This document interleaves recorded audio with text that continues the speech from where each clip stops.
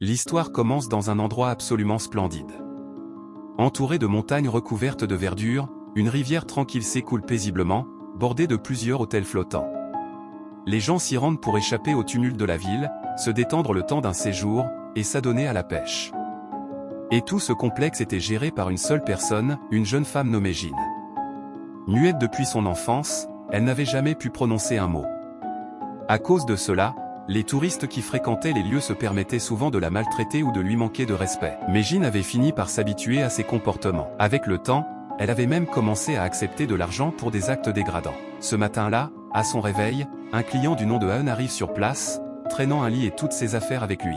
Jean lui fait signe de la suivre. Elle le guide jusqu'à son bateau flottant. Ensuite, elle installe une batterie sur le bateau et le mène jusqu'à une habitation construite sur l'eau. Une fois arrivée, elle l'aide à décharger toutes ses affaires, puis s'en retourne avec son embarcation. Dès qu'elle s'éloigne, Aun suspend son sac à l'intérieur de la maison flottante et entre s'installer. Pendant ce temps, Jean sert du thé et d'autres objets nécessaires à un autre client, puis repart une nouvelle fois. Quand vient la nuit, Jean revient pour apporter des affaires à ses différents clients à bord de leur bateau. Mais alors qu'elle sert du café à certains d'entre eux, l'un des hommes l'entraîne de force dans une petite cabine à bord. Là, il se comporte de manière inappropriée avec elle. Puis, après quelques instants, il ressort comme si de rien n'était. De son côté, Aun, qui était venu pêcher muni de sa canne, observe Jean sortant de la cabine des clients. Celui qui l'avait agressé demande alors à ses amis de lui donner de l'argent, mais il refuse de payer. Jean, silencieuse mais manifestement furieuse, tourne les talons pour partir. C'est alors qu'un des hommes lui jette des billets au visage, lesquels tombent directement dans la rivière. Jean repêche l'argent tombé dans l'eau, le ramène dans sa maison, et le fait sécher soigneusement. Sa demeure était installée juste au bord de la rivière, à l'endroit même où elle administrait son complexe flottant.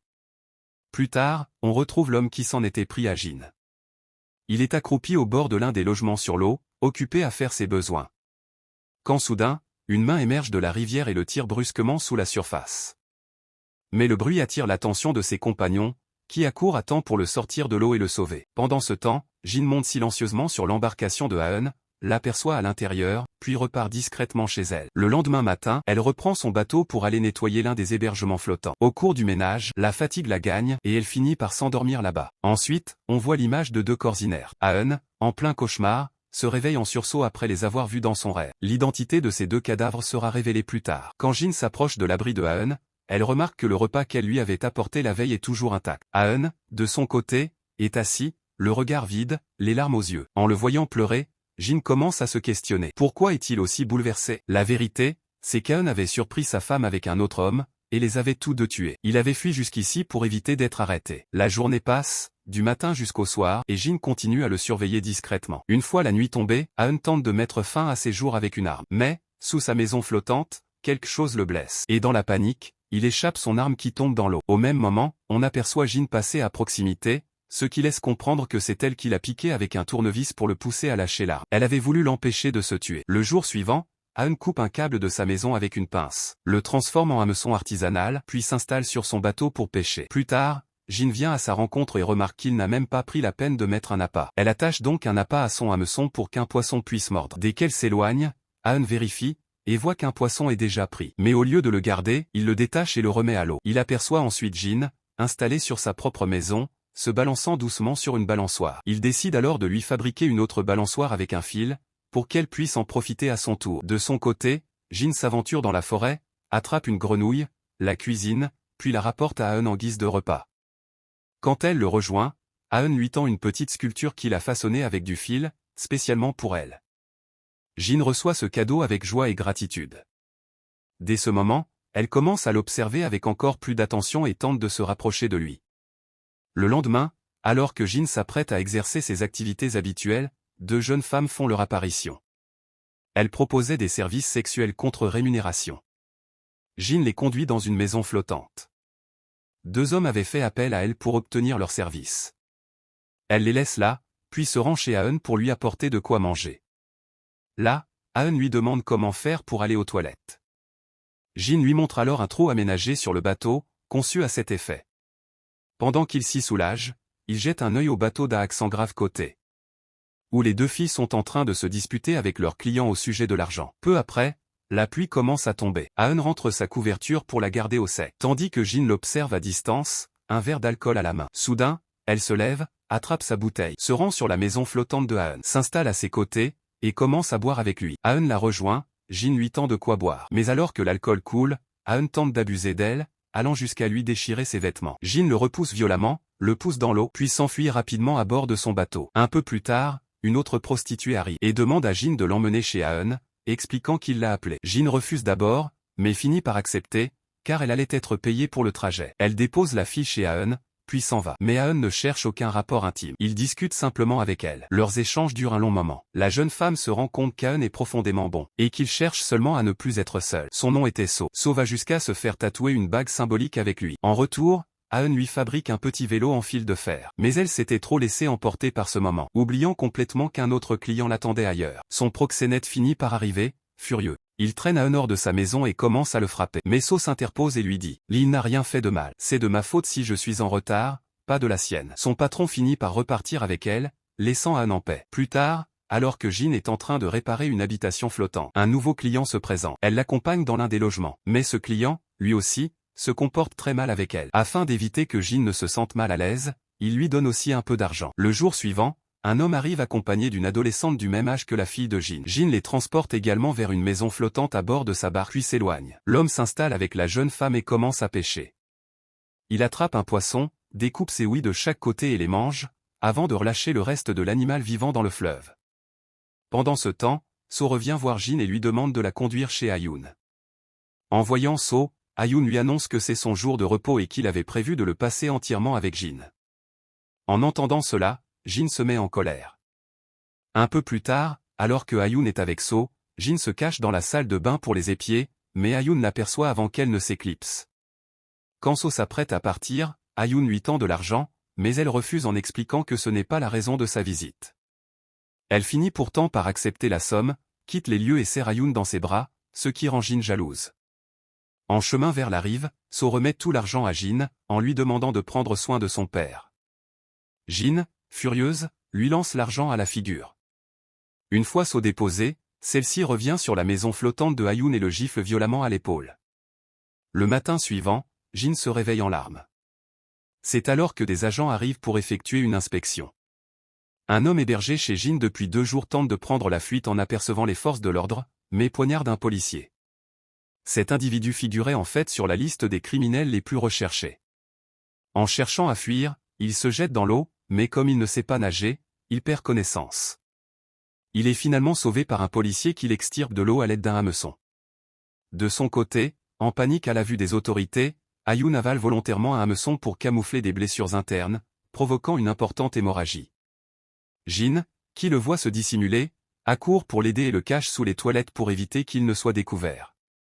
En réalité, Aeun avait assassiné sa femme après l'avoir surprise avec un autre homme, ce qui lui valait cauchemars et poursuites policières. Il s'était donc réfugié chez Jin. Lorsque les policiers fouillent la maison, ils ne trouvent rien et repartent. Dès qu'ils s'éloignent, Jin utilise une canne à pêche pour tirer Aeun hors de sa cachette. Elle lui ouvre la bouche avec une planchette et retire un les hameçons. Elle lui administre ensuite un calmant pour atténuer la douleur et le soigne. Jin l'invite même à vivre chez elle. Un jour, elle l'emmène en barque jusqu'à un endroit isolé, entouré de hautes herbes. Le jour suivant, So revient voir Aeun, mais cette fois Jin refuse de la laisser l'approcher. So tente de prendre la barque seule, mais Jin la conduit vers une autre maison flottante, l'attache solidement, lui bande les yeux avec du ruban adhésif, et libère l'ancre, laissant la maison dériver au loin. Elle retourne ensuite voir Aeun, le serre contre elle et passe la nuit à ses côtés. Pendant ce temps, So tente de s'échapper. Elle parvient à sortir de la cabine, mais tombe à l'eau toujours ligotée. Incapable de nager, elle se noie. Le jour suivant, Jin revient sur les lieux et, en découvrant son cadavre, est prise de panique. Elle retourne au rivage, embarque le scooter de So dans sa barque, attache le corps de celle-ci aux 2 roues, puis jette le tout dans le fleuve pour l'alourdir et le faire couler. Le soir venu, le patron de So arrive à sa recherche. Il se rend à la maison flottante de Aeun avec l'embarcation de Jin. Ne trouvant pas So, il commence à agresser Aeun. Une altercation éclate et Aeun finit par le pousser dans la rivière. Comme il ne sait pas nager, il se noie. Jin arrive à ce moment et les deux essaient de gérer la situation ensemble. Après tous ces événements, Ayoun se sent profondément désespéré. Il attrape des poissons et les tue à coups de couteau. L'un des poissons reste accroché à l'hameçon, mais Ayoun décide de l'épargner et le laisse en vie. Voyant cela, Jin tente de le consoler en l'enlaçant, mais Ayoun la repousse avec colère. Alors, Jin le pousse dans l'eau, le coinçant dans une cage. Furieux, Ayoun rassemble ses affaires, prêt à partir. Jin essaie de le retenir, mais il lui rappelle qu'il n'est pas son mari. Jin le laisse alors repartir seul avec la barque. Mais alors que la nuit tombe, Ayoun récupère un baril sur sa maison flottante. Il tente de fuir en nageant à l'aide d'un tonneau, mais celui-ci lui échappe des mains, et il commence à couler. Heureusement, Jin surgit à temps, l'attrape à l'aide d'un crochet de pêche et le sauve in extremis, avant de le ramener sur son embarcation. Par la suite, Ayoun la gronde violemment, mais Jin ne réagit pas à ses coups, comme si cela ne l'atteignait pas du tout. Le matin suivant, Ayoun se réveille et découvre Jin, assise à ses côtés, profondément endormie. Profitant de l'instant, il prend discrètement le bateau de Jin et tente de fuir. Le bruit du moteur réveille toutefois Jin. En le voyant s'éloigner, elle se met à pleurer. Ne pouvant s'exprimer par la parole puisqu'elle est muette, elle enfonce le crochet de pêche entre ses jambes, puis le retire, ce qui lui arrache un cri de douleur. En entendant ses hurlements, Ayoun fait demi-tour avec le bateau pour revenir vers elle. Jin, en sang et tordu par la douleur, tombe dans la rivière. Ayoun la repêche avec une longue canne à pêche, puis retire les hameçons plantés entre ses jambes. À partir de ce moment, ils vivent ensemble et mènent une vie paisible, Ayoun allant même jusqu'à l'aider dans ses activités de pêche. Un jour, un homme nommé Oncle Bula revient sur place, cette fois accompagné d'une jeune femme ayant l'âge de son propre fils. Leur maison flottante n'avait rien à envier aux établissements de la chaîne OYO. Bula dépose sa montre de valeur sur le rebord de la maison flottante et commence à pêcher. Mais lorsqu'un poisson mord à l'hameçon, dans son enthousiasme, il fait tomber sa montre dans l'eau, juste à côté des pieds de sa compagne. Furieux, Bula la gifle violemment, car cette montre lui était extrêmement précieuse. Il appelle ensuite un de ses hommes de main et lui ordonne de faire venir des plongeurs pour retrouver l'objet perdu. Lorsqu'Ayoun et Jin émergent de leur sommeil, ils aperçoivent les plongeurs sortir une moto complètement sèche ainsi qu'un cadavre. Ces plongeurs, en réalité, avaient été envoyés à la demande de Bula pour récupérer sa montre. En voyant cela, Jin perce le fond de sa propre barque, détache le moteur, l'installe sur l'habitation flottante de Ayoun, puis relâche l'ancre et s'éloigne au large avec lui, cherchant à fuir les autorités. Quelques jours plus tard, Ayoun est aperçu au bord du fleuve, face à la barque de Jin, sur laquelle repose son cadavre. En vérité, Jin s'était noyé le jour où le corps de So avait été repêché par Bula. Mais l'entité qu'il avait secourue ce jour-là n'était autre que l'esprit de Jin elle-même. Alors les amis, que pensez-vous de cette histoire?